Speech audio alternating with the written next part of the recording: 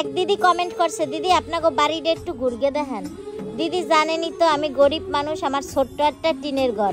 আমি যদি এই ঘুরগে দেখাই, কিছু বড় লোক দিদিরা আছে যারা আজকে কমেন্ট করবে যে ওরে বাবা এই হইছে টিনের বাড়ির সিঁড়ি, হে আবার ভিডিও করগে দেখায়। হ্যাঁ গো কথা বাদ দিলাম, কিন্তু যারা আমারে ভালোবাসে তা গো আমার প্রতি একটা আগ্রহ আছে। আমি কি করি, কোথায় থাকি, আমার পরিবারে কয়জন আছে, ভাবলাম তারা তো আমারে ভালোবাসকেই জানতে চায়, এই কারণে ভিডিওটা করি।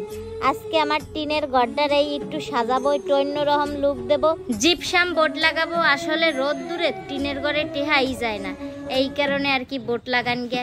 এই দেখেন মিস্ত্রিরা চল গেছে, কাজ চলতে আছে। আমাকে কাঁঠাল গাছে এই প্রথমবার কাঁঠাল হয়েছে, আর প্রথমবার কাঁঠাল গাছের কাঁঠাল খাইতে আসি, ভালোই লাগতেছে। কি যে মিষ্টি কাঁঠালটা, আমার তো অনেক ভালো লাগছে খাইয়া। সিলিং এর কাজ কমপ্লিট হওয়ার পর কেমন দেখা যায় জানতে চাইলে অবশ্যই কমেন্টে জানাবেন। আর পুরো কাজ করতে কত কি খরচ হয় সেইটাও আপনাদের সাথে শেয়ার করব। আজকের ভিডিওটা এই পর্যন্তই, টাটা।